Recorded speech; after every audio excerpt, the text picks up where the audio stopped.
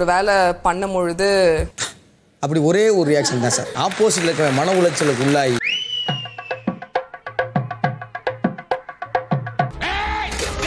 இல்லனா அது யாருமே பண்ண வேணாம்னு இருக்கும்போது அவங்க அதை பண்ணதுக்காக ஒரு வேலையை பண்றது வந்து சௌந்தர்யா அப்படின்னு நினைக்கிறேன். இவனை பார்த்தாலே அடிக்கணும் போல இருக்கியா? பார்த்தாலே எப்பறம் ஒருத்தனை பார்த்தா அடிக்கணும் போல தோணும். இவனை பாரு வர யார முறைக்கிறா?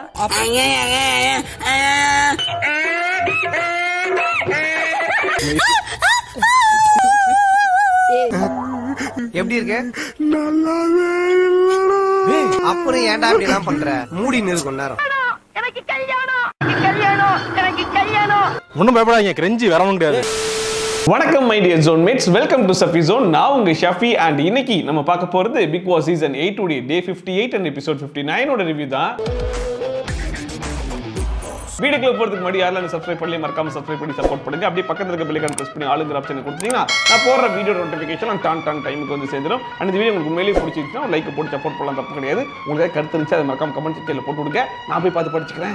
ஏப்பா இத முதல்லயே சொல்லக்கூடாதா? கொண்டாயா கைய. இன்னைக்கு எபிசோட ஸ்டார்ட் பண்ணும்போது அன்ஷிதா வந்து ஆனந்திட்ட சொல்லிட்டு இருக்காங்க, இந்த ஷாப்பிங் டாஸ்க்கு தர்ஷிகா போயிட்டு வந்ததுக்கு அப்புறமா ஜாக்லின் போயிடலான்ற மாதிரி சொல்லியிருந்தாங்க இல்லையா, அதுக்கு எதுக்கு அவ ஹர்ட் ஆகுறா அப்படிங்கிற மாதிரி கேட்கும்போது ஆனந்த் சொல்றாங்க, அவ போயிட்டு வந்த உடனே நீ கேட்டா கண்டிப்பா அவளுக்கு ஹர்ட் ஆகதானே செய்யும் அன்ஷிதா அப்படிங்கிற மாதிரி ஆனந்த் சொல்லும்போது அன்ஷிதா சொல்றாங்க, அவ இந்த வீட்டுல வேணும்னே சில விஷயங்கள்லாம் பண்றா, அது எதுக்கு பண்றான்றது எனக்கு நல்லாவே தெரியும், இருந்தாலும் அது இந்த வீட்டுல அவ காட்டக்கூடாது, அது அவ நல்லதுக்காக தான் நான் சொல்றேன் அப்படிங்கிற மாதிரி சொல்றதாக அதை பார்க்கும்போது எதை சொல்றாங்க இவங்க அப்படிங்கிற மாதிரி இருந்துச்சு. ஒருவேளை விஷால் கூட லவ் கண்டென்ட் பண்றேன் அப்படின்னு சொல்லிட்டு ஸ்கிரிப்ட் பண்ணிட்டு இருக்காங்க இல்லையா, அதை சொல்றாங்களோன்ற மாதிரி தான் இருந்துச்சு. அவ வேணிக்கு சில விஷயங்கள் பண்றா, நல்லாவே புரியுது அது எதுக்கு அவ பண்றா.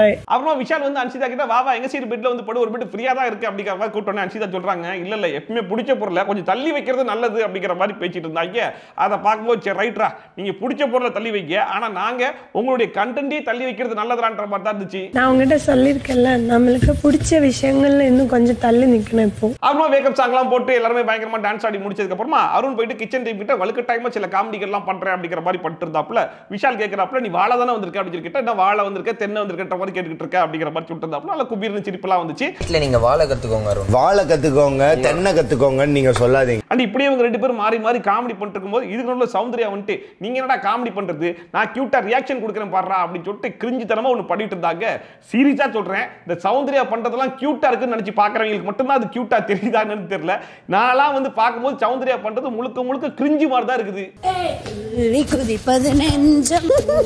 இப்ப டிஸ்டர்பன்ஸ் இல்ல. அப்புறமா மார்னிங் ஆக்டிவிட்டி அப்படின்னு சொல்லிட்டு ஒன்று ஸ்டார்ட் பண்ணாங்க. இந்த வீட்டில் எந்த நபர் வேலையை மட்டுமே செஞ்சு கொண்டிருக்கிறார், எந்த நபர் வேலை செய்வது போல் நடித்து கொண்டிருக்கிறார், எந்த நபர் வேலையை செய்யவில்லை அப்படிங்கிற மாதிரி சொல்லணுமா. எந்த ஒரு நபர் எந்த வேலையுமே செய்யல. சோ ஃபர்ஸ்ட் தர்ஷிகா வந்தாங்க, என் ஃப்ரெண்ட் பவித்ரா இந்த வீட்ல வேலை செய்யறதுக்காகவே வந்த மாதிரி வேலையை மட்டுமே இழுத்து போட்டு பார்த்துக்கிட்டு இருக்கா அப்படிங்கிற மாதிரி சொன்னாங்க. அண்ட் வேலை செய்யற மாதிரி நடிக்கிறது யாருன்னு சொல்லி கேட்டீங்கன்னா ரயன் அப்படிங்கிற மாதிரி சொல்லிட்டு, இந்த வீட்ல வேலையே செய்யல அப்படின்னா நான் ராணவ சொல்வேன், வேலையே செய்யலன்னு சொல்லி சொல்ல மாட்டேன், அவன் செய்யற வேலை பெருசா வெளியே தெரிய மாட்டேது அப்படிங்கிற மாதிரி சொல்லிட்டு இருக்காங்க. நீ பண்றது வந்து தெரியல அப்படின்றனால திரும்பி பண்ணும்போது தெரியும். எப்ப இந்த ராணவன்ற கேரக்டர் வைல்ட் கார்டு என்ட்ரி மூலமா உள்ள வந்தாப்லையோ அப்ப இருந்து இப்ப வரைக்கும் மொத்த ஹவுஸ்மேட்ஸும் மைண்டுக்குள்ள சில விஷயத்தை பிக்ஸ் பண்ணிக்கிட்டாங்க. நமக்கு ஒருத்தர் பேரை சொல்லணும், ஆனா யாரு பேரும் கிடைக்கல, நெகட்டிவா சொல்லணும், யாரு பேரையாச்சும் சொன்னா நமக்கு பிரச்சனை வரும், இப்படிப்பட்டதுக்கு ஒரு ஆப்ஷனா எப்பயுமே இங்க டிஃபால்ட்டா ராணுவ பேரை வச்சுக்கிறாங்க. நல்லா நோட் பண்ணி பாத்தீங்கன்னா எப்ப நெகட்டிவா சொல்லணும், எப்ப சேஃபா விளையாடணும்னாலும் ராணுவ பேரை சொல்லி விட்டு போயிடுறாங்க. என்னை தாண்டா ஈஸியா அடிச்சு போடுறீங்க. அண்ட் அடுத்த பவித்ரா கிட்ட கேட்ட கேள்விக்கான பதிலை சொல்லுமா அப்படின்னு சொல்லி கேட்டா, நான் ஒரு பதிலை சொல்றேன், முடிஞ்சா அது என்னன்றதை நீங்களே கண்டுபிடிச்சுக்கோங்க பாப்போம் அப்படிங்கிற மாதிரி முத்து பிளான் பண்ணி சில வேலைகளை வந்து பார்த்துக்கிட்டு இருக்காப்லையா. அவர் போட்ட கோட்டை தான் மஞ்சரி ஃபாலோ பண்றாங்களா, மஞ்சரி வந்து முத்துக்கு கீழே வேலை பார்க்கறாங்களா. இப்போ முத்துவும் மஞ்சரியும் வேலை பார்க்கறாங்க பாத்தீங்களா, அந்த வேலையை இன்னும் ரஞ்சித் பண்ணவே ஸ்டார்ட் பண்ணல அப்படிங்கிற மாதிரி சொல்லிட்டு இருந்தாங்க. இல்லம்மா, இப்ப முத்து என்ன வேலை பார்க்கறாப்ல, அதை மஞ்சரி என்ன ஃபாலோ பண்ணாங்க, இது ரெண்டையும் ரஞ்சித் என்ன பண்ணல அப்படிங்கிற மாதிரி முத்துகுமரன் கேட்டா, அதெல்லாம் ஏன் கேட்குறீங்க, அதெல்லாம் எதுவும் கேட்கவே கூடாது அப்படிங்கிற மாதிரி சொல்றாங்க. ஒன்று உருப்படியா சொல்லணும், இல்லை புரியுற மாதிரி சொல்லணும், கண்ட மேனிக்கு சொல்லிட்டு போவா, அதுக்கு கேள்வியும் கேட்க கூடாதுன்னா என்னடா நியாயன்ற மாதிரி தான் இருந்துச்சு. என்ன வேலை நாங்க செஞ்சோம். அந்த அடுத்த சௌந்தர்யா வந்து நம்ம இந்த வீட்டில் வேலை பார்க்கறதுக்காக வரல, ஆனால் வேலை பார்க்கறதுக்கு மட்டும் வந்த மாதிரி தான் பவித்ரா சுத்திட்டு இருக்காங்க அப்படிங்கிற மாதிரி சொன்னாங்க. வேலை பார்க்குற மாதிரி நடிக்கிறது யாருன்னு சொல்லி கேட்டா மஞ்சரியா. என்னன்னு கேட்டா, ஒரு பாத்திரத்தை அவங்களே கழுவி இருக்கலாமா, ஆனால் சௌந்தர்யாவை கூப்பிட்டு கழுவி விட்டாங்களாமா. அந்த அடுத்த யார் இந்த வீட்டில் வேலையே பார்க்கல அப்படின்னு சொல்லி கேட்டா சாச்சனா புள்ளியா. ஏன்னு கேட்டா செப்பல் கலஞ்சிருந்துச்சா, அதை எடுத்து வைக்க சொன்னா எடுத்து வைக்கலையா. ஆக மொத்தத்துல மார்னிங் டாஸ்க்ல உங்களுக்கு டாபிக்கே கிடைக்கலன்னு இப்படி ஒரு டாபிக்கை எடுத்து கொடுத்தா அந்த டாபிக்ல இவங்க எப்படி எல்லாம் சிறப்பா செய்ய முடியுமோ அந்த அளவுக்கு சிறப்பா செஞ்சுக்கிட்டு இருக்காங்கன்ற மாதிரி தான் இருக்கு. இந்த வேலையும் பண்ணாதது வந்து சாச்சனா, செப்பல் எடுத்தே வைக்க மாட்டாங்க. அண்ட் அடுத்தா விஷால் வந்தாப்புல. வேலை பார்த்துக்கிட்டே இருக்கிறது யாருன்னு சொல்லி கேட்டா சத்யா. ஏன்னா லாஸ்ட் டைம் வந்து வெங்காயம் வெட்ட சொன்னா கரெக்டா வெட்டிக்கிட்டே இருந்தாப்லையா. அதுக்கப்புறமா யாரு வேலை செய்யற மாதிரி நடிக்கிறா அப்படின்னு சொல்லி கேட்டா அருணா. லாஸ்ட் வாரம் வரைக்கும் நல்லா பொறுப்பா தான் இருந்தாலும் நேத்து நைட்டு வெஷல் வாஷிங் வரேன்னு சொல்லிட்டு வராம போயிட்டான். அதனால வந்து வேலை செய்யற மாதிரி நடிக்கிறான் அப்படிங்கிற மாதிரி சொல்லிட்டு இருந்தாப்புல. சரி யார் வேலையே செய்யல அப்படின்னு சொல்லி கேட்டா யோசிச்சு பார்த்துருப்பாரு, யாரும் பேரும் கிடைக்கல. சரி ராணவ் அப்படிங்கிற மாதிரி சொல்லிட்டு போயிட்டாப்புல. வேலையே செய்யாதது வந்து நான் வந்து ராணவ சொல்லுவேன். அண்ட் அடுத்தா மஞ்சரி வந்துட்டு வேலை செய்யறதுக்காக வந்த மாதிரி இருக்கிறது வந்து பவித்ரா அப்படிங்கிற மாதிரி சொல்லிட்டு அண்ட் வேலை செய்யற மாதிரி நடிக்கிறது யாருன்னு சொல்லி கேட்கும்போது சௌந்தர்யா அப்படிங்கிற பேரை சொன்ன உடனே சௌந்தர்யா அப்படிங்கிற மாதிரி ஒரு ரியாக்ஷன் கொடுத்தாங்க. ஏன்னா ஒரு வேலை பண்ணும் பொழுது அவங்க அந்த முத்துக்குமரன் செஞ்சு காமிச்சிருப்பாரு பாத்தீங்களா, அதை எடுத்து பாத்தீங்கன்னா அப்படியே 100% மேட்ச் ஆகிற மாதிரி அதே ரியாக்ஷன் எடுத்து வந்து கொடுத்துட்டு இருந்தாங்க. அண்ட் அதோட நிப்பாட்டல, அவங்க மஞ்சரி ரீசன் சொல்லிட்டு இருக்கும்போது மண்டே இப்படி கீழே இப்படி மேலே தூக்கி போடுறது அதை பார்க்கும்போது அவ்வளோ ப்ரோவோக்கிங்கா அவ்வளோ ட்ரிகரிங்கா இருக்கு. இதுக்கு தானே விஜய் சேதுபதி அவ்வளோ பெரிய வார்னிங் வந்து கொடுத்தாப்புல. இத்தனைக்கும் சௌந்தர்யா போயிட்டு மஞ்சரி பேரை சொல்லும் போது மஞ்சரி அப்படியே காமா உட்காந்து சரி ரைட் அப்படின்னு சொல்லி கேட்டுக்கிட்டாங்க. ஆனா அதுவே வந்து மஞ்சரி வந்து சௌந்தர்யா பேரை சொல்லும் போது அவ்வளோ ப்ரோவோக்கிங்கா அப்படி ஒரு மார்க்கிங் பண்ற மாதிரி ரொம்ப கேவலமா கிரிஞ்சித்தனமா பண்ணிட்டு இருக்காங்க. ஆனா அது பக்கத்துல இருக்கிற யாருமே பெருசா கண்டுக்கவும் மாட்டாங்க, கேட்கவும் மாட்டாங்க.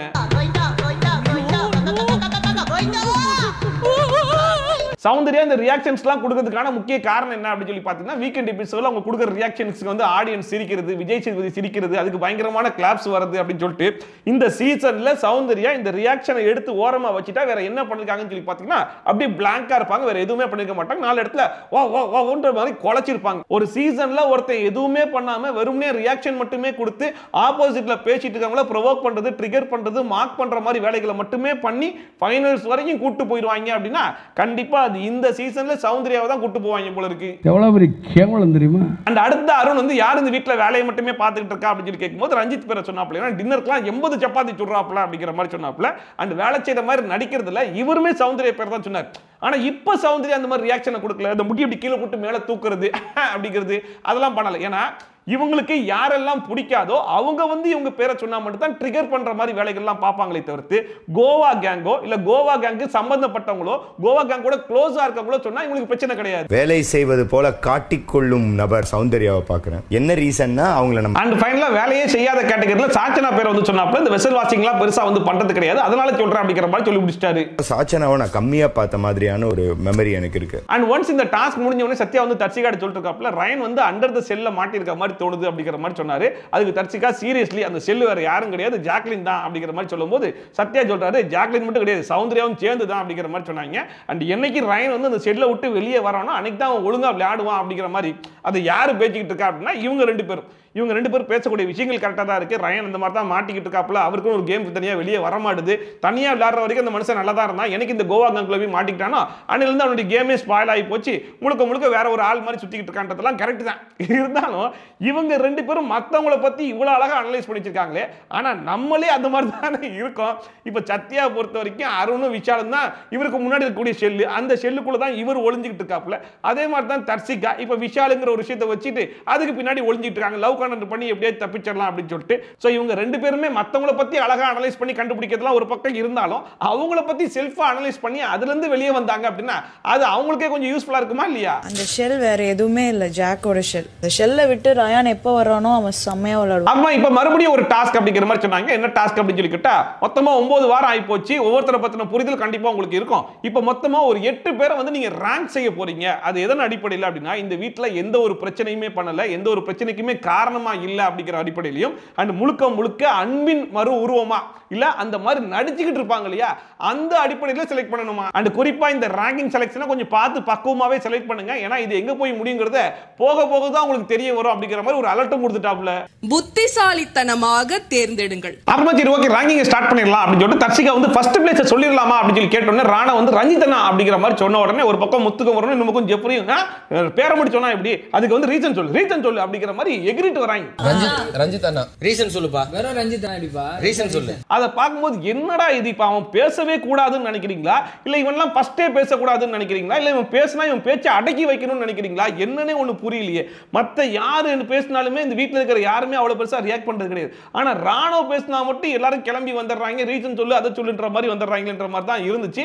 அப்ப ராணவும் சரி ஓகே நான் ரீசனை சொல்றேன் அப்படின்னு சொல்லிட்டு உடனே சொல்லிட்டாப்ல, எந்த பிரச்சனைக்குள்ளேயும் வர மாட்டார், சைலண்டா இருப்பாரு, அது மட்டும் இல்லாம அன்பின் மறு உருவமா இருப்பாரு அப்படிங்கிற மாதிரி சொன்ன உடனே சரி ரைட் சொல்லிட்டேன் அப்படிங்கிற மாதிரி விடுறாங்க. சைலண்டா இருப்பாரு, அவர் அன்பின் வடிவமா இருக்காரு, அதனால அவர் டாப் 1. ஆனா அதுவே அடுத்த சவுண்ட் வந்து நானும் ரஞ்சிதனாவை தான் சொல்றேன், செகண்டும் சொல்லிட்டுமா அப்படின்னு சொல்லி கேட்டோன்னு செகண்ட் எல்லாம் வேணாம், ஃபர்ஸ்ட் மட்டும் போதும் அப்படிங்கிற மாதிரி சொல்றாங்க. ஆனா சவுந்தர்யா கிட்ட ரீசன் சொல்லு அப்படிலாம் எவனும் கேட்க மாட்டாங்க. ரஞ்சிதனா இருக்காரு செகண்ட் சொல்லிட்டுமா. எப்படியும் இந்த வீட்டுல அன்பின் மறு உருவம் அப்படின்னா ஃபர்ஸ்ட் பிளேஸ்ல ரஞ்சித் படம் தான் செலக்ட் பண்ண போறாங்கன்றது ஊரறிஞ்ச விஷயம் தான். இருந்தாலும் அதுக்கு ஒரு டிஸ்கஷன் பண்ணி எல்லாரும் கையை தூக்கி சரி ஓகே ரஞ்சித்துக்கு ஃபர்ஸ்ட் பிளேஸ் கொடுத்துடலாம் அப்படிங்கிற மாதிரி கொடுத்துட்டாங்க. ரஞ்சித் யாரெல்லாம் வாக்கு செலுத்துறீங்க ரைட். அண்ட் செகண்ட் பிளேஸ் உடைய டிஸ்கஷன்ல அன்ஷிதா அண்ட் சத்யா இவங்க ரெண்டு பேருடைய பேருமே வந்துச்சு. அதுல சத்யாக்கு வந்து 5 ஓட்டு தான் வந்துச்சு, ஆனா அன்ஷிதாக்கு வந்து 7 ஓட்டு வந்துச்சு அப்படிங்கிறதுனால செகண்ட் பிளேஸ்ல அன்ஷிதாவை செலக்ட் பண்ணிட்டாங்க. 5 ஓட்டு சத்யாக்கு, 7 ஓட்டு அன்ஷிதாக்கு. அன்ஷிதா ரெண்டாவது ரேங்க். அண்ட் ஆல்ரெடி செகண்ட் பிளேஸ்ல அன்ஷிதாக்கு அப்புறமா சத்யாக்கு தான் அதிகமான ஓட்டு வந்துச்சு அப்படிங்கிறதுனால சத்யாவை தேர்ட் பிளேஸ்க்கு செலக்ட் பண்ணிட்டாங்க. சோ மூணாவது இடம் சத்யாவுக்கு. அண்ட் அடுத்த ஃபோர்த் பிளேஸ்க்கு விஷால் அண்ட் ஆர்ஜி ஆனந்த் இவங்க ரெண்டு பேருமே வந்துச்சு. அதுல விஷாலுக்கு என்ன ரீசன் சொன்னாங்க அப்படின்னா, விஷாலால பெருசா இந்த வீட்ல எந்த ஒரு பிரச்சனையும் வந்தது கிடையாது. அண்ட் விஷாலை பொறுத்த வரைக்கும் எல்லார்கிட்டயும் அன்பா பழகக்கூடிய ஒரு பையன் தான். இருந்தாலும் சபையில எந்த ஒரு ஒப்பீனியன் ரொம்ப ஸ்ட்ராங்காவும் சொன்னது கிடையாது அப்படிங்கிற மாதிரி அந்த ரீசனை சேர்த்தே போட்டு விட்டாங்க. விஷாலை பொறுத்த வரைக்கும் எல்லார்கிட்டையும் போய் சொல்லுவாப்ல, நீங்க வந்து சபையில எந்த ஒரு ஒப்பீனியன் ஸ்ட்ராங்கா சொல்றது இல்லையே அப்படிங்கிற மாதிரி இவர் சொல்லிட்டு இருந்தார் இல்லையா. இப்ப விஷாலுக்கு இது ஒரு பாயிண்டா எடுத்து வைக்க ஆரம்பிச்சிட்டாங்க. அந்த சபையில அதிகம் பகிராதனால விஷால் 4வது இடத்துக்கு தகுதியானவர் நான் நினைக்கிறேன். அண்ட் அப்படியே ஆர்ஜி ஆனந்திக்கு பார்த்தா ஆர்ஜி ஆனந்தியால பெருசா எந்த பிரச்சனையும் வந்தது கிடையாது. ஆனா ஆர்ஜி ஆனந்தி பிரச்சனைக்கு பின்னாடி இருந்திருக்காங்க, ஆனா அவங்களுக்கே தெரியாது அவங்க இருந்திருக்காங்க அப்படின்னு சொல்லிட்டு அதனால ஆர்ஜி ஆனந்தி அப்படிங்கிற மாதிரி சொல்லி இந்த பிரச்சனையில நான் இல்லன்னு நினைச்சிட்டே இருக்காங்க பத்தியில ஒருத்தங்க, அதுல ஆனந்தி சேருவாங்கன்னு நினைக்கிறேன். சோ ஆர்ஜி ஆனந்திக்கு தான் அதிகமான ஓட்டு வந்துச்சு அப்படிங்கிறதுனால ஃபோர்த் பிளேஸ்ல ஆர்ஜி ஆனந்தியை செலக்ட் பண்ண உடனே அன்ஷிதா கிளம்பி வந்துட்டாங்க. இதை நான் ஒத்துக்க மாட்டேன், அவ எல்லா இடத்துலயும் பேசியிருக்கா, அவ என்ன பேசல, எல்லா இடத்துலயும் பேசதான் இருக்கா, அவளை எப்படி நீங்க ஃபோர்த் பிளேஸ்ல செலக்ட் பண்ணுவீங்க, எனக்கு இதுல உடன்பாடு கிடையாது அப்படிங்கிற மாதிரி சொல்லிட்டு மறுபடியும் அந்த லெட்டர் எடுத்து படிங்க அப்படிங்கிற மாதிரி சொன்னாங்களா. அப்ப அந்த லெட்டர்ல கடைசியா என்ன போட்டுச்சு அப்படின்னா, இந்த வீட்டில் அன்பின் மறு உருவமா இல்லனா அந்த மாதிரி நடித்து கொண்டிருக்கும் ஆட்களை செலக்ட் பண்ணுங்க அப்படிங்கிற மாதிரி போட்டுருந்தாங்களா. அப்போ நான் நடிச்சிட்டு இருக்கேன்னு சொல்றீங்களா, என்ன செகண்ட் பிளேஸ்ல செலக்ட் பண்ணி வச்சிருக்கீங்களா, நானும் அப்படி கிடையாது, ஆர்ஜி ஆனந்தி ஃபோர்த் பிளேஸ் கிடையாது அப்படிங்கிற மாதிரி ஆனந்திக்கு சப்போர்ட் பண்ற மாதிரி ஸ்டார்டிங்ல பேசிட்டு இருந்தாங்க.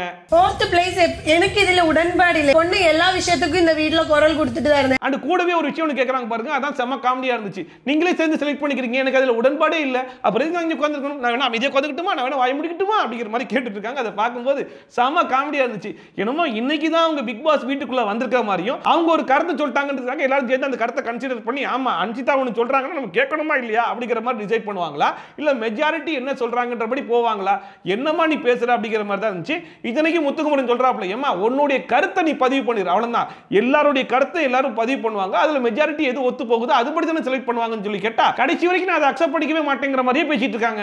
நான் என்ன கேட்டேன்னா, நான் வந்து இவ்வளவு நேரம் பேசாம உட்கார்ந்துட்டேன். அண்ட் இவ்வளவு நேரம் ஆர்ஜி ஆனந்திக்காக பேசுற மாதிரி தானே பேசிட்டு இருந்தாங்க. அப்புறமா தான் விஷயத்துக்கு வராங்க. அப்போ என்ன செகண்ட் பிளேஸ்ல செலக்ட் பண்ணிக்கீங்க, நான் என்ன நடிக்கிறேன்னா அப்படிங்கிற மாதிரி கேட்டிருந்தாங்க. ஏமா உனக்கு ஓம் பிரச்சனை தான் இருந்திருக்கு அப்படின்னு இது நீ ஸ்டார்டிங்லேயே சொல்லியிருக்கலாமே, ஏதோ ஆர்ஜி ஆனந்திக்கு பெருசா சப்போர்ட் பண்ற மாதிரி வந்து நின்று அப்புறமா உன் பிரச்சனைக்கு வரியா அப்படிங்கிற மாதிரி இருந்துச்சு. அப்ப நான் என்ன நடிச்சிட்டேன், நடிக்கல.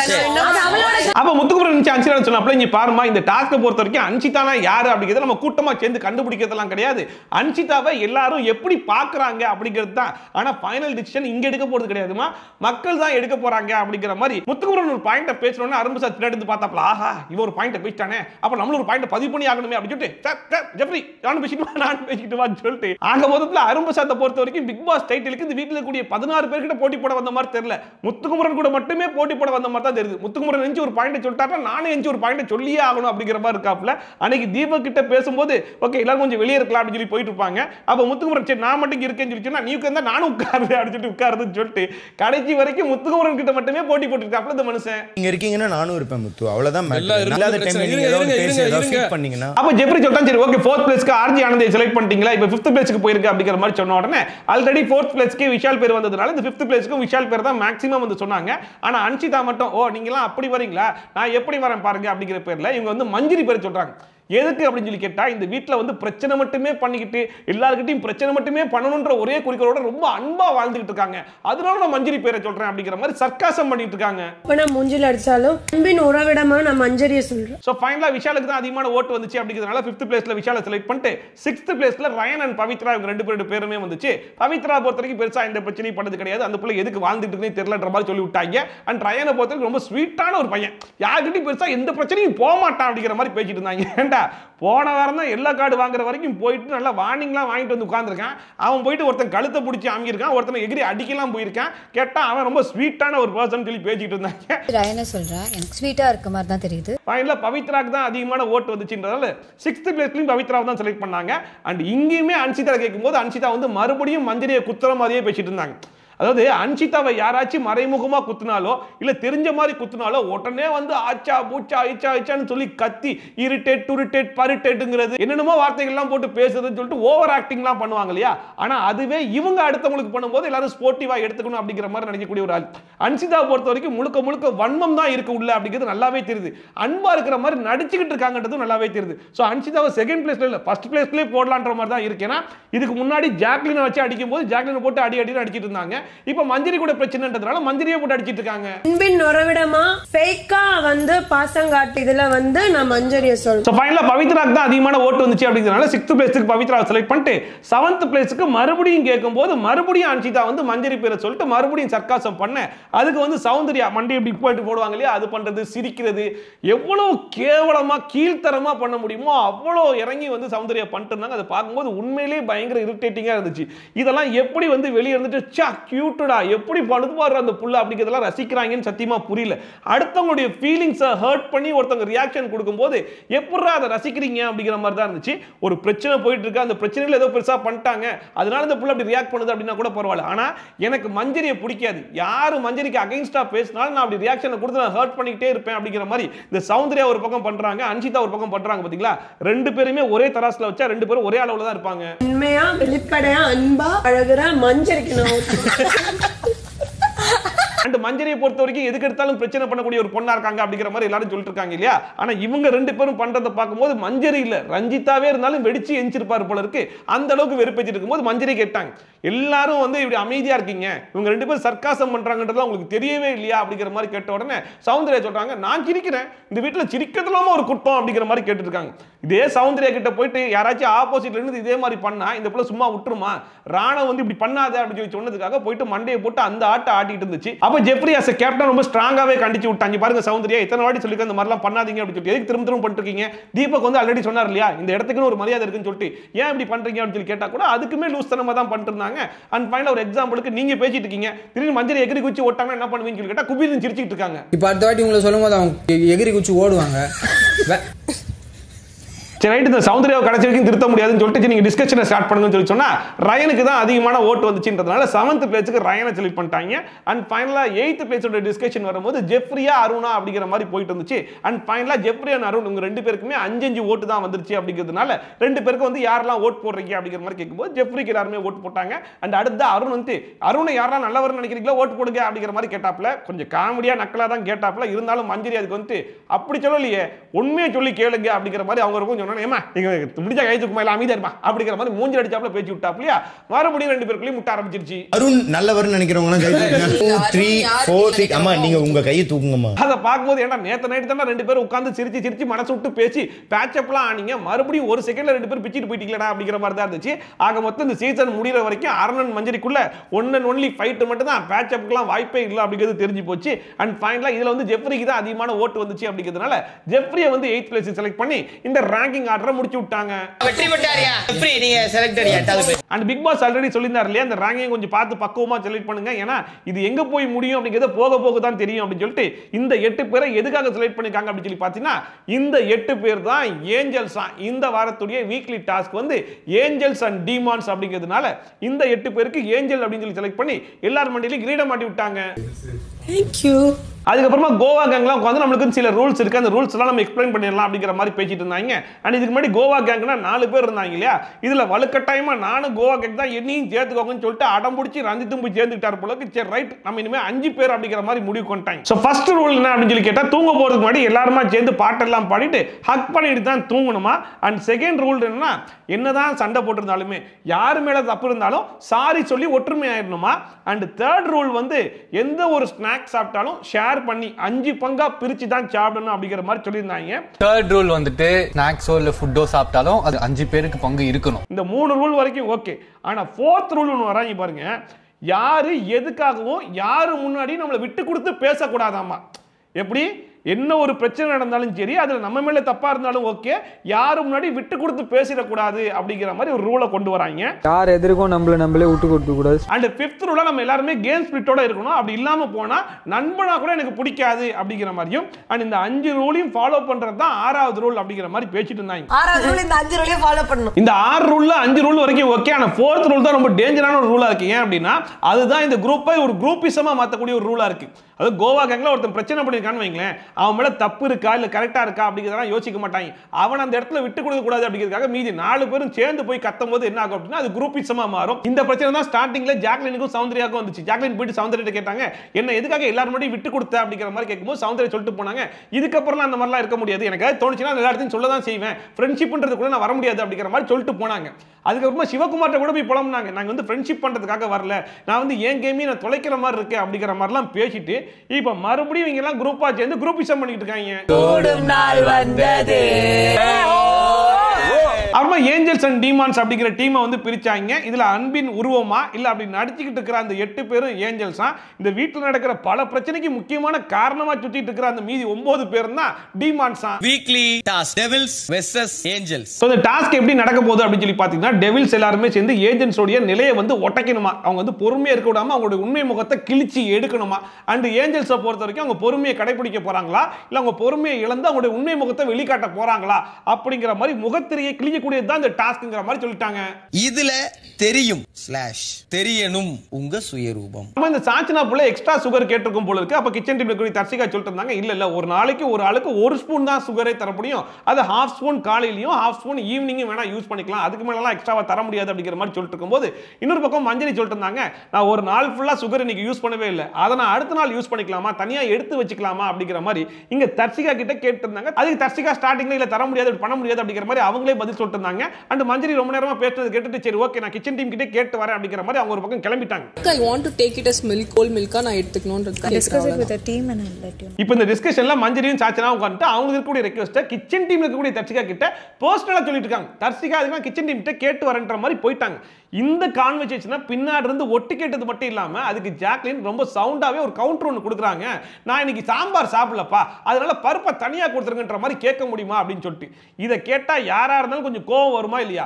எவ்வளவு நக்கலான ஒரு பதில் இது. இன்னைக்கு நான் சாம்பார் சாப்பிடல, அப்ப கொஞ்சம் பருப்பு எனக்கு எடுத்து வச்சிருங்கன்னு சொல்லணும். இங்க மஞ்சரி சுகர் கேட்கறாங்க அப்படின்னா அது ஒவ்வொருத்தருக்குமே டெய்லியும் தேவைப்படக்கூடிய ஒரு பொருள். நான் இன்னைக்கு நான் யூஸ் பண்ணல அப்படின்னா நாளைக்கு யூஸ் பண்ணிக்கலாமா அப்படிங்கிற மாதிரி ஒரு நியாயமான கேள்வி தான் வந்து கேட்கறாங்க. ஆனா அதுக்கு வந்து ஜாக்லின் வந்து பருப்பை ஒரு எக்ஸாம்பிளா காட்டுறாங்க அப்படின்னா யாரா இருந்தாலும் கோவம் வரதானே செய்யும். உடனே மஞ்சரி வழக்கம் போல ட்ரிகர் ஆகி கேள்வி கேட்ட உடனே என்னங்க நாங்க பேசிட்டு இருக்கோம் ஒட்டு கேட்டு வரீங்க அப்படிங்கிற மாதிரி சொல்றாங்க. நாங்க நார்மலா தான் கேட்டோம். நீங்க ஆக்சுவலா ஃபர்ஸ்ட் ஒட்டு கேட்டு பேசினது இவங்க தான். ஆனா இப்ப கேட்டா அவங்க ஒட்டு கேட்டு வராங்களாமா. ஆனா இதுல பயங்கரமான காமெடி என்ன அப்படின்னு சொல்லி பாத்தீங்கன்னா, மஞ்சரி இறங்கி சண்டைக்கு போகும்போது சாச்சினா புள்ள விடுங்கக்கா, அவங்க தான் வேணும்னே வாயை புடுக்குறாங்கன்னு தெரியல, அவங்க வேணும்னே பண்றாங்கன்னு தெரியல, எதுக்கு நீங்க சண்டைக்கு போறீங்க, விடுங்க பாத்துக்கலாம் அப்படிங்கிற மாதிரி சமாதானமா போயிட்டு இருக்கு.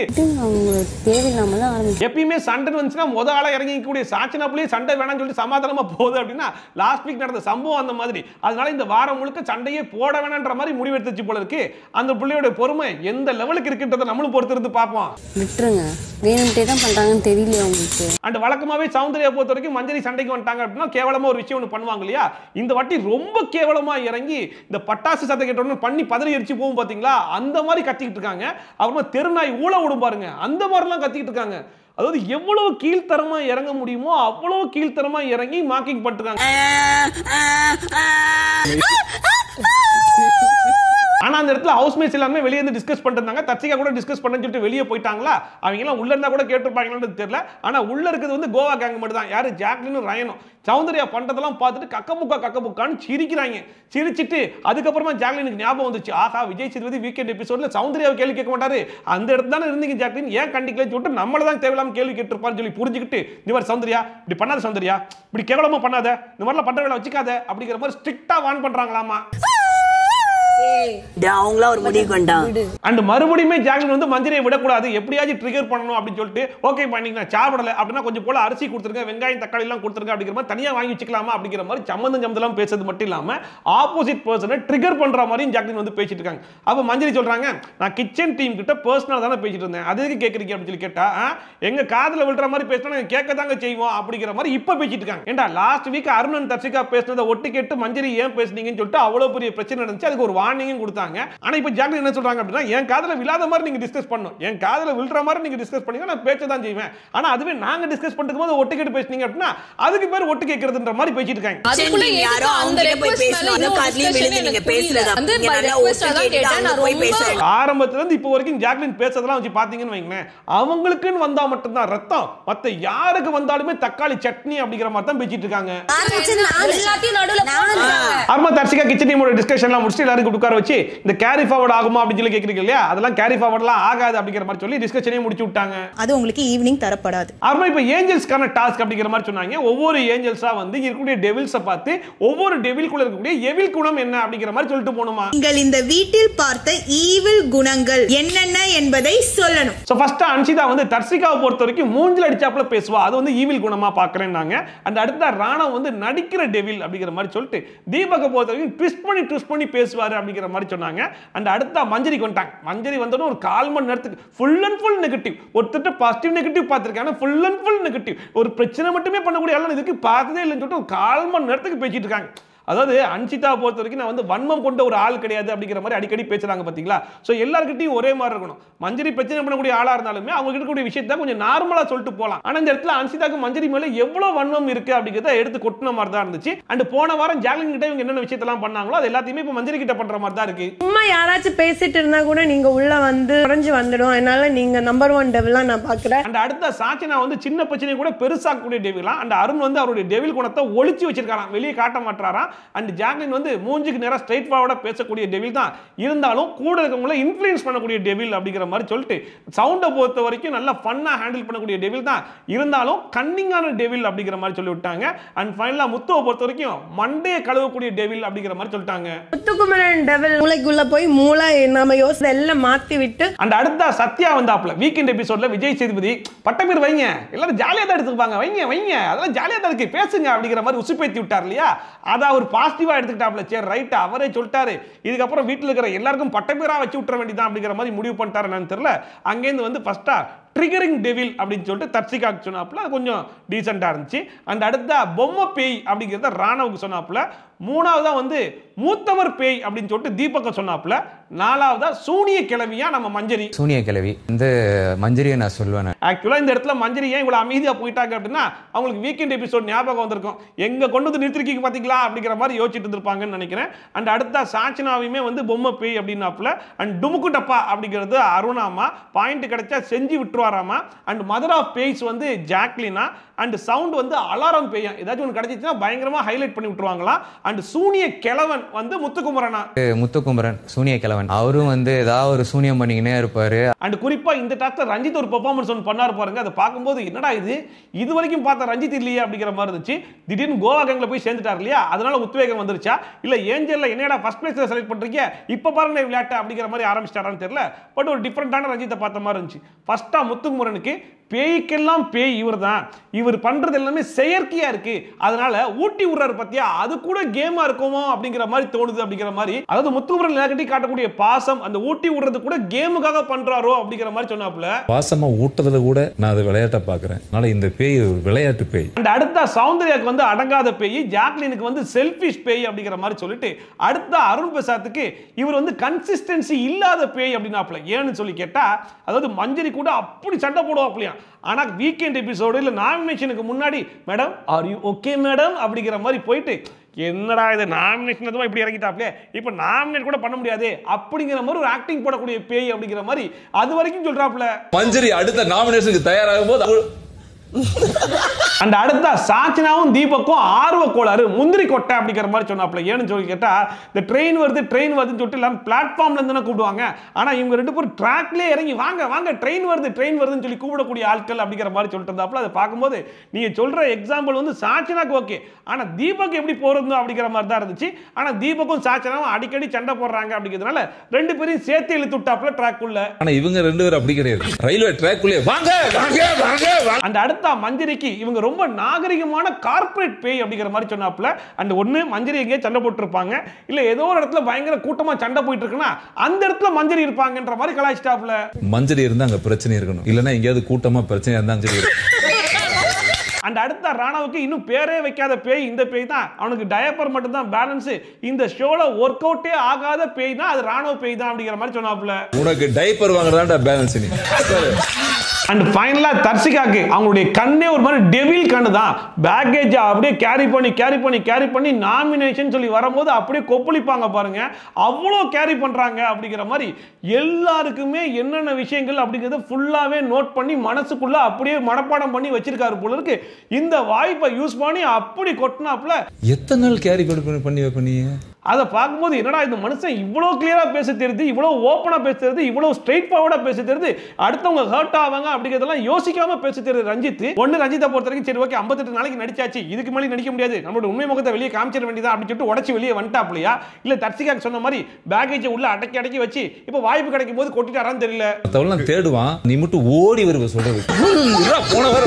அப்ப கோகாங்க கூட ஜாக்லின், ரயன் அண்ட் சௌந்தர்யா மூணு பேரும் அருண் கிட்ட பேசிட்டு இருக்கும்போது ஜாக்லின் கேட்கறாங்க உனக்கு இந்த வீட்டில் டாப் 3 யாரை சொல்லுவா அப்படின்னு கேட்கும்போது அருண் சொல்றாப்ல ஃபர்ஸ்ட் விஷால், ரெண்டாவது ரஞ்சித், மூணாவது கோவா கேங் அப்படின்னு சொல்லி சொன்ன உடனே கோவா கேங்க நடிக்கிறியா அம்மா சத்தியமா சொல்லு அப்படின்னு சொல்லி ரயன் கேட்டுக்கிட்டு இருக்கான். அதுக்கு அவரும் அம்மா சத்தியமா உங்களோட வைப் எனக்கு ரொம்ப பிடிக்காமே வந்து பேசிட்டு இருக்கேன் அப்படிங்கிற மாதிரி பயங்கரமா பேசிட்டு இருந்தாப்ல. கோவா கேங் அதை பார்க்கும்போது சரி ரைட் அருண் போயிட்டு கோவா கேங்கோட பயங்கரமா பேட்சப் ஆயிட்டாப்லையா. இதுக்கப்புறம் nomination best performer worst performer இதெல்லாம் கொஞ்சம் பார்த்து பண்ணிப்பாங்க அருணுக்கு அப்படிங்கிற மாதிரி தான் இருந்துச்சு. அப்ப அருண் வந்து ஜாக்லின் கிட்ட உனக்கு டாப் 3 யார் அப்படின்னு சொல்லி கேட்டா ஃபர்ஸ்டா ரயனா, செகண்ட் வந்து ஜெஃபா, தேர்ட் வந்து சௌந்தர்யா அப்படிங்கிற மாதிரி பேசிட்டு இருந்தாங்க. சரி நான் இருக்கும்போது உண்மையை சொல்ல மாட்டேன், நான் கிளம்புறேன் அப்படிங்கிற கிளம்பினதுக்கு அப்புறமா ரயன் கேட்கறாப்ல உண்மையை சொல்லி யார் டாப் 3 அப்படின்னு சொல்லி கேட்டா ஃபர்ஸ்ட் வந்து முத்துக்குமரன், ரெண்டாவது வந்து அருண் பிரசாத் அப்படிங்கிற மாதிரி டாப் 2 மட்டும் தான் அவங்க சொன்னாங்க. Fifth Muthu Arun. அண்ட் அப்படியே சௌந்தர்யா கேட்கும்போது ஃபர்ஸ்ட் வந்து ஜெஃபா, செகண்ட் வந்து ஜாக்லினா, தேர்ட் வந்து ரயன் சொல்லிட்டு இந்த கோவா கேங்ல இருக்கிற 3 பேரும் டாப் 3ல சொல்லிட்டு அண்ட் ஃபோர்த் வந்து விஷாலா, ஃபிஃப்த் வந்து முத்துக்குமரனா. Fourth Vishal, fifth Muthu. And அப்படியே ரயன் கிட்ட கேட்கும்போது ஃபர்ஸ்ட் வந்து ஜாக்லினா, செகண்ட் வந்து சௌந்தர்யாவான், தேர்ட் வந்து ஜெஃப்ரி, அருண் அண்ட் விஷால் அப்படின்னு சொல்லிட்டு இவங்களுக்குள்ளேயே இந்த கோவா கேங்குள்ளேயே டாப் 3 சொல்லிட்டு எக்ஸ்ட்ராவா 2 பேர் சொல்லிக்கிறாங்க. விஷால் அப்ப சத்யா வந்து ரஞ்சித் சொல்லிருக்காப்ல அந்த டாஸ்க்ல பிரிச்சு விட்டுறணும் அப்படிங்கிற சொல்லிட்டு இருந்தாப்ல. என்னன்னு சொல்லி கேட்டா அவங்க என்னதான் வந்து வெறுப்பேத்தினாலும் சிரிச்சுக்கிட்டே இருக்கணும், நம்ம சிரிப்பு அவங்க ஓடிடணும் அப்படிங்கிற மாதிரி பயங்கரமா பேசிட்டு இருந்தாப்ல. அதை பார்க்கும்போது பேச்செல்லாம் நல்லா தான் இருக்கு, டாஸ்க்ல பெர்ஃபார்ம் பண்ணி காட்டுங்க அப்படிங்கிற மாதிரி இருந்துச்சு. அது கூடவே பவித்ரா பாத்தீங்களா மார்னிங் டாஸ்க்ல எப்படி பேசணும் அப்படின்னு சொல்லிட்டு அவர் தெரியாத மாதிரி நடிச்சு பயங்கரமான கேம்லாம் வந்து விளையாடிட்டு இருக்கா. அவருடைய சுயரூபம் கூடிய விரைவில் வெளியே வரும். லாஸ்ட் வீக்கெண்ட் எபிசோட்ல கூட பாத்தீங்களா விஜய் சேதுபதி அவ்வளவு சொன்னாரு, இந்த பொம்மையை எடுத்து ஒளிச்சு வச்சுலாம் பயங்கரமான கேம்லாம் ஆடிச்சு பாத்தீங்களா. பவித்ரா பயங்கர கன்னிங்கான ஒரு கேம் ஆடுது அப்படிங்கிறத 2 பேரும் கண்டுபிடிச்சிட்டாங்க. ஆனா கடைசி வரைக்கும் மார்னிங் டாஸ்க்ல எப்படி பேசினா தெரியுமா, அதுல நிறைய உள்குத்து இருக்கு, அதெல்லாம் உங்களுக்கு தெரியாது சார், நீங்க சாதாரணமா யோசிக்காதீங்க, பயங்கரமா யோசிச்சு பாருங்கன்ற மாதிரி அவ்வளவு வார்த்தைகளை சொன்னாரு தவிர்த்து கடைசி வரைக்கும் பவித்ரா என்ன மாதிரி பேசினாங்க அப்படிங்கறத கடைசி வரைக்கும் சொல்ல மாட்டாப்ல மனுஷன். சார் அது வேற லெவல் பிளே சார். அப்புறமா காஸ்டியூம் வந்திருக்குன்னு சொல்லிட்டு ஸ்டோர் ரூம் பெல் அடிச்சிச்சு. அப்ப கேப்டன் ஜெஃப்ரியும் ஸ்டோர் ரூம் இன்சார்ஜ் சத்யா வந்து உள்ள போனாங்க. அப்ப வந்து ராணா வந்து பார்க்கலாம்னு சொல்லி வரும்போது போடா அப்படின்னு சொல்லிட்டு கதவை அடைச்சிட்டாங்க. அப்ப ராணாவுக்கு அது மாதிரி இன்சல்ட்டிங் ஆயிடுச்சு போல இருக்கு, ஏன்டா மறைக்கிறீங்க, பார்க்கலாம் இடையில என்னடா தப்பு இருக்கு அப்படிங்கிற மாதிரி கேட்டு இருந்தாப்புல. உடனே ஜெஃப்ரி அங்க இருந்து அதெல்லாம் பார்க்க கூடாதுடா, எதுக்குடா கேட்கிற அப்படிங்கிற மாதிரி சொல்லிட்டு இதுல பார்க்கறதுல என்னடா இருக்கு அப்படிங்கிற மாதிரி ஒரு டிஸ்கஷன் வந்து போயிட்டு இருந்துச்சு. அதுக்கப்புறம் ஜெஃப்ரி சரி ஓகே நீ போய் உட்காரு நான் வந்து பேசுறேன் அப்படிங்கிற மாதிரி மறுபடியும் வந்துட்டு சொல்லிருக்காப்புல. இங்க பாருங்க ஸ்டோர் ரூம் இன்சார்ஜும் கேப்டனும் உள்ள போயிருக்கோம், ஸ்டோர் ரூம் இன்சார்ஜை தாண்டி வேற யாருமே வரக்கூடாது, அதோட ரூல் அப்படிங்கிற மாதிரி பேசிட்டு இருந்தாப்புல. இப்போ என்னடா பண்ணிட்டான் அவன், வெளியே இருந்து இப்படி பார்த்தான், அது கதவை அடைச்சி விட்டீங்க, எட்டி பார்க்கறது கூட ஒரு தப்பா அப்படிங்கிற மாதிரி ராணா அவருடைய உரிமையை கேட்டுக்கும் போது இந்த பக்கம் பேசிட்டு இருக்கிறது யாரு, கோவா கேங். அவர் கேப்டனா இருந்தாலுமே கோவா கேங் இல்லையா. உடனே சௌந்தர்யா அவன் தான் பேசிட்டு இருக்கான்ல, எது கத்திக்கிட்டே இருக்க, எனக்கு ரொம்ப இரிட்டேட்டிங்கா இருக்கு அப்படிங்கிற மாதிரி கத்திட்டு இருந்தாங்க. அதை பார்க்கும்போது தான் எனக்கு இரிட்டேட்டிங்காக இருந்துச்சு. யாரா எப்படா இந்த மாதிரி ஒரு கேரக்டரை உள்ள வச்சு ரசிச்சு பார்த்துக்கிட்டு இருக்கீங்கன்றது எனக்கு சத்தியமா புரியலடா அப்படிங்கிற மாதிரி இருக்கு. அதாவது கோவா கேங்க் ஒண்ணு இவங்க பயங்கரமா கத்தி உடனே இரிட்டேட் ஆயிடுவாங்களாமா. ஆனா அதுவே இவங்க பேசிட்டு இருக்கும்போது மத்தவங்க பேசினாலும் அதுக்கு இவங்க தான் இரிட்டேட் ஆவாங்களாமா. அவங்க பேசிட்டு இருக்காங்க, கத்திட்டே இருக்காங்க. ஃபைனலா ஜெப்ரி என்ன சொல்லிட்டாங்கன்னா, இதுக்கு முன்னாடி ஸ்டோர் ரூம் எப்படி இருந்துச்சு, இன்சார்ஜ் கேட்டு தானே போவாங்க, அதே மாதிரி தான் இன்சார்ஜ் இப்போ வந்து ரூல் போட்டுருக்காப்ல, இன்சார்ஜ் மட்டும் தான் உள்ள போய் எடுத்து வராரு, கேப்டன் எனக்கு ஆக்சஸ் இருக்கு, மத்தபடி யாரும் போக கூடாது அப்படிங்கிற மாதிரி சொல்லி முடிச்சு விட்டாங்க. ஸ்டோர் ரூம்கான இன்சார்ஜ் என்ன சொல்றாங்களோ அதை தான் கேட்கணும், அப்படிதான் நடந்துட்டு இருக்கு, இனிமேலாம் அப்படிதான் ஆகும். ஃபைனலா அந்த சாச்சினா புள்ள வந்து பயங்கரமா அழுதுகிட்டு இருந்துச்சு. எதுக்குன்னு சொல்லி கேட்டா வீட்டு ஞாபகம் வந்துச்சு போல இருக்கு அப்படிங்கிற மாதிரி சொல்லிட்டு இருந்தாங்க. கடைசி அந்த புள்ள இருந்துச்சு வீட்டு ஞாபகம்லாம் வரல, அதாவது இந்த வீட்டில் நான் எல்லாரு கூடயும் பயங்கரமா க்ளோஸா இருக்கேன், ஆனா மத்தவங்க யாரும் அப்படி நினைக்கிற மாதிரி எனக்கு தெரியல அப்படிங்கிற மாதிரி பயங்கரமா ஃபீல் பண்ணிருந்துச்சு. என்னம்மா இப்படி ஃபீல் பண்ற அப்படின்னு சொல்லிட்டு என்ன நடந்துச்சு அப்படின்னு சொல்லி கூப்பிட்டு கேட்டா, அதாவது நீங்க 5 பேர் போயிட்டு பாட்டெல்லாம் பாடிட்டு இருந்தீங்க, ஆனா என்ன கூப்பிடவே இல்லைல்ல, நான் தனியாக போய் நான் என்ன பண்றதுன்னு தெரியாம மஞ்சரி, முத்து, ஆர்ஜே, ஆனந்தி இவங்களோட போய் பேசிட்டு இருந்தேன் அப்படின்னு சொல்லி சொல்லிட்டு இருக்கு. ஏமா அப்ப இவங்கெல்லாம் பார்த்தா உனக்கு மனுஷனாவே தெரியலையா? இவங்களோட பேசினது ஏதோ துக்கமான ஒரு விஷயம் மாதிரியும், நீங்களாம் நல்லா பாட்டு பாட்டு இருந்தீங்களா, எனக்கு கூப்பிடுவேன்ற மாதிரி பேசிட்டு இருக்கியே, நீயே போயிட்டு ஜாயின் பண்ணிருக்கலாம், இல்ல ஏன் என்ன கூப்பிட சொல்லிட்டு அப்பவே போய் கேட்டிருக்கலாம். ஆனா அதை ஒரு சீன் கிரியேட் பண்ணுறதுக்காக அழுது சீன்லாம் கிரியேட் பண்ணிட்டு இருக்கே, யாருமா நீன்ற மாதிரி தான் இருந்துச்சு. பிடிக்கும் எல்லாருமே என் கூட க்ளோஸ், யாருமே கூப்பிடல அப்படின்ற மாதிரி கேள்வி வருது. அதோட இன்னைக்கு எபிசோடு வந்து முடிஞ்சு போச்சு. இன்னைக்கு எபிசோட பொறுத்த வரைக்கும் மறுபடியும் ஒரு சண்டையான ஒரு எபிசோட் தான், நல்ல இன்ட்ரெஸ்டிங்கான ஒரு எபிசோட் தான். பட் இருந்தாலும் இன்னைக்கு நடந்த சண்டையில மஞ்சரி பக்கம் கொஞ்சம் நியாயம் இருக்குது அப்படிங்கிற மாதிரி இருந்துச்சு. மஞ்சரி எந்த அளவுக்கு தான் பொறுத்து போவாங்க, சும்மா அவங்களையும் போட்டு ட்ரிகர் பண்ணிக்கிட்டு அவங்கள போட்டு மார்க் பண்ணிக்கிட்டு எல்லாத்துக்கும் பிரச்சனை பண்றாங்கன்றதுக்காக எல்லாருமே சேர்ந்து அவங்ககிட்ட போய் பிரச்சனை பண்ணிட்டு யாரா இருந்தாலும் கோவம் வரதானே செய்யும். அண்ட் சௌந்தர்யா கொடுத்த ரியாக்ஷன், சௌந்தர்யா பண்ணக்கூடிய விஷயங்கள் எல்லாமே உண்மையிலேயே உங்களுக்கு பிடிச்சிருக்கா, உண்மையிலேயே பிடிச்சி தான் பாக்குறீங்களா, அதெல்லாம் கியூட்டா தான் இருக்குதா, எனக்கு மட்டும் தான் இரிட்டேட் ஆகுதா அப்படிங்கிறது மறக்காம கமெண்ட் செக்ஷன்ல போட்டு விடுங்க. அண்ட் அதே மாதிரி ராணவ் அவன் வந்து ஒரு மனுஷனாவே மதிக்கிறது இல்ல, நீலாம் எதுக்கு அந்த வீட்டுக்குள்ள இருக்க, சீக்கிரம் வெளியே போய் தொடரா அப்படிங்கிற மாதிரி ட்ரீட் பண்றாங்க இல்லையா, அதுவும் நியாயமா படுதா அப்படிங்கிறது மறக்காம கமெண்ட் செக்ஷன்ல போட்டு விடுங்க. அண்ட் இதே மாதிரி ட்ரோல்ஸ் அண்ட் ரிவ்யூஸ்லாம் கன்சா பார்க்கணும்னு நினைச்சீங்கன்னா மறக்காம சப்ஸ்கிரைப் பண்ணிட்டு பக்கத்துல இருக்க பெல் ஐகான் டான் தட்டி விட்டீங்கன்னா நான் போடுற வீடியோ நோட்டிஃபிகேஷன் டான் வந்து சேர்ந்துரும். சோ மீண்டும் மச்ச பண்ண வீடியோட பண்ண ரிவ்யூவோட பண்ண ட்ரோலோட வந்து சந்திக்கிறேன். பை ஃப்ரம் ஷாஃபி, டாடா, bye bye and take care.